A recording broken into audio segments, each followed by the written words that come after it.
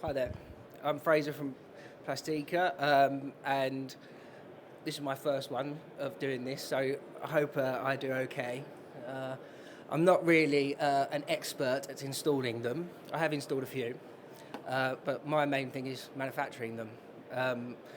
So what I'll do today is I'll run you through some of my thought processes on why the industry is changing, or has changed recently, why I feel it needs to revert back slightly, and also just run you through the differences of the liners and yeah, some hints and tips. And I've got some bits we can look at, and some tools, and yeah, so I'll run through it. You've got two types of liners which are mainly used in the industry. The bag liner, which is the one I'm focusing on today, also known as a thin foil liner or a hung liner. And then you've got an on-site lining, which is traditionally more for commercial pools, not domestic pools. And that's where or more complicated domestic pools, where they go in and they actually line the pool in situ. Whereas if a bag liner is a prefabricated one, which is made to a custom size, and then you take it to site, the pool engineer will then hang it and install it. They're both made from polyvinyl chloride, and essentially the aim is to make a waterproof barrier. The end target of both of them is to basically have a beautiful finished pool. The features in both types, so as we know, they're both made of polyvinyl chlorine. There's various colours and patterns. One thing I will note is with a pattern liner, what you will get is generally they'll put a backing on it, which will be like white, and then they'll put the pattern over the top. Now, if you pick a plain liner, you'll tend to find that colour will flow all the way through from front to back, so you won't have the bleaching or the stain. It doesn't tend to show as much, and it's quite noticeable on older liners, and you'll see this on site lining and on bag liners. I think what's more noticeable is if you do it on an on-site liner, they cost a lot more. So if you damage it, you have to replace it.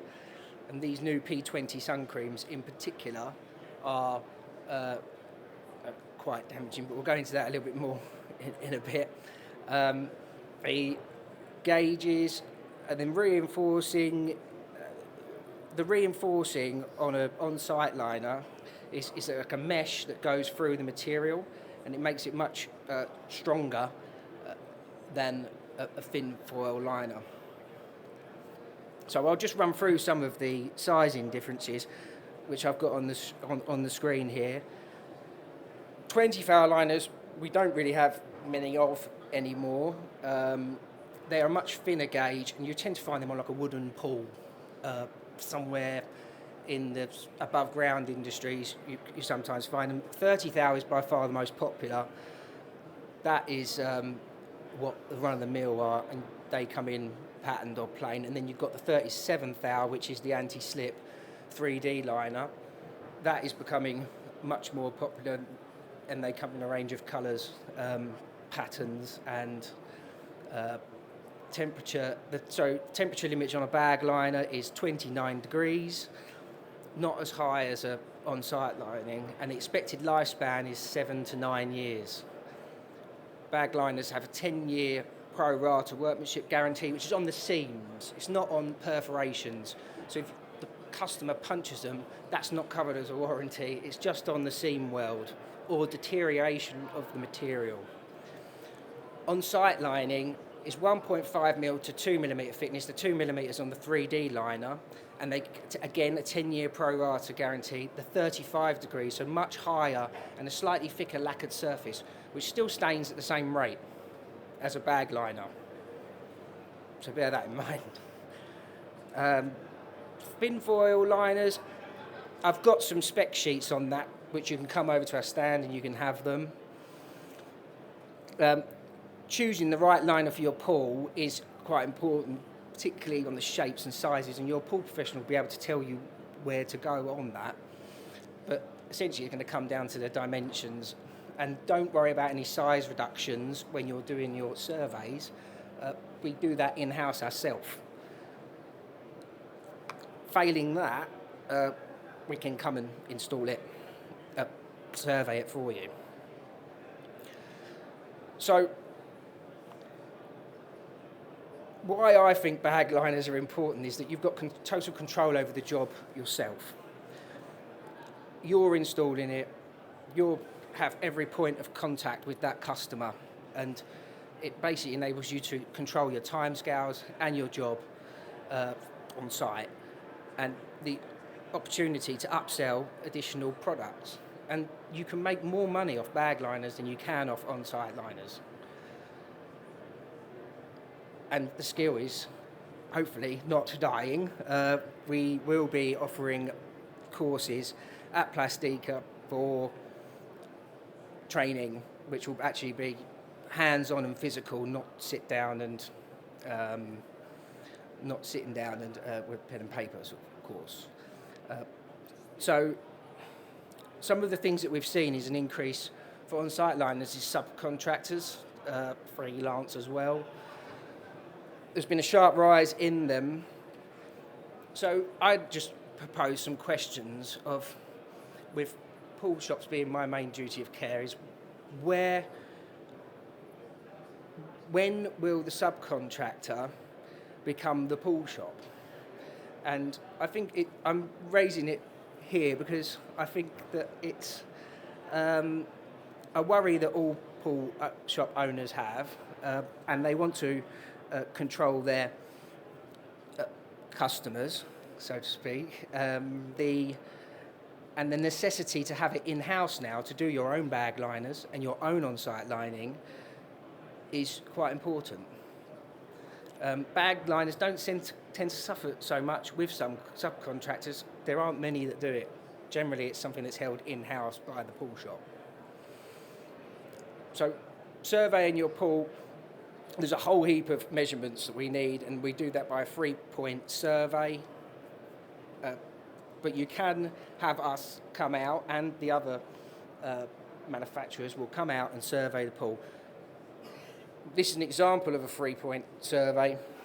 So you draw your line on the side of the pool, A and B, and then you measure around the pool. And what you do is then that enables you to map out the pool by taking every measurement from A and then every measurement from B. And then we put that into CAD, which is a drawing software. And in turn, that then gives us an exact image of the pool. And there's various other dimensions that they'll need for the depth, but I haven't covered that here. But so here's some of the surveying requirements. The ability to draw horizontal lines, metric only, if you're measuring yourself.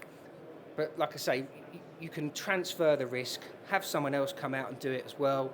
Then that way, if something goes wrong with it, you know you're covered on it. It's done by specialist survey equipment, and there are companies that will come out and just do that for you. So there's no need to have the worry of complicated liner measurement. So here's some on-site requirements. You've got obviously the length, width, wall depths, fixing details, which I can go into in a little bit more depth in the minute, and then highlighting some problem areas. Just covered that view. So here's on-site profile mounting, which is, as you can see, it's fixed onto the side of the wall, and the rivet is riveted underneath. If you look at this one, which is a bit more interesting, you can see that's another method where it's fixed underneath the coping and then it's glued on. So that's on-site fixings. I don't really want to cover that in too much depth. Now, fitting the liner, you can use something called a liner vac. Quite important if you're doing it over a long period of time because they're quieter, and no one wants a noisy vac sitting in their garden overnight, because sometimes these pools do take overnight to fill. Obviously, the idea is to get as much water in to where you need to make the cuts as quick as possible. But there is an art to it, and you don't want to overfill. And this is a bag liner beading profile. Oh, that's a touch screen. Sorry. This is a bag liner beading profile. So as you can see, you've got the liner lock, which sits underneath the coping, which is a slight lip, and then there's a beading that's welded onto the top of the liner, and it latches on, and then you push a wedge in place to hold it in situ. So the bag liners are prefabricated. You can do flat sheet liners. You can also, the same process is used to make tarpaulin covers. And here's some images of the manufacturing processes where so the first image on the left is the beading being attached onto the top of the liner. The second image is a high frequency welding machine, which is used to melt the materials together. And the third image is different colours of liner bead to match the profile of the liner design, to match the style of it. So some fitting tips is cleaning, lots of cleaning, sweep, make sure there's no stones on the bottom of your feet, no shoes when you're putting the liner in, work from the top down, so you position your liner in situ first. Do make sure that the vacuum, as I said, is imperative, and don't cut it unless you're absolutely 100% sure, and get it in the right situation, in the right situ. So you just keep moving it until it basically falls into the right spot. And if you're not sure, unvac it and move it again, because once you fill it, you could be in trouble. So this is just, I'm going to skip over some of these slides because they're a bit not needed.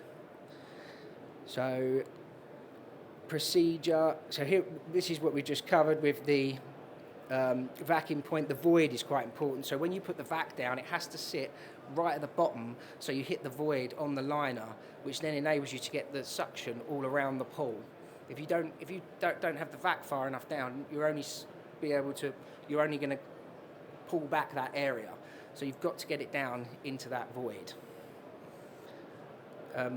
Some other tips as well, which I don't think I actually put on here, but when you're taking the plates off, you can leave the screws in the plate, so when you fit the liner, you can still feel them, and then you just use a Stanley knife and cut through the screws and pop the liner through. When we installed it, that was quite an important point, which saved us a lot of messing around trying to actually locate where the fittings are. Again, this is just some side profiles, pictures.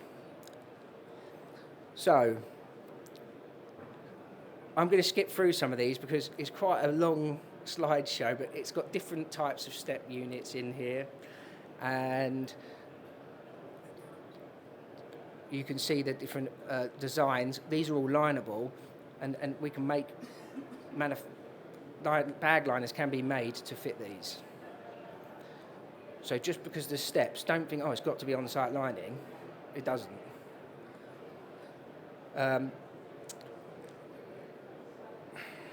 I've also got in here different types of creasing, which you can have a look at. There's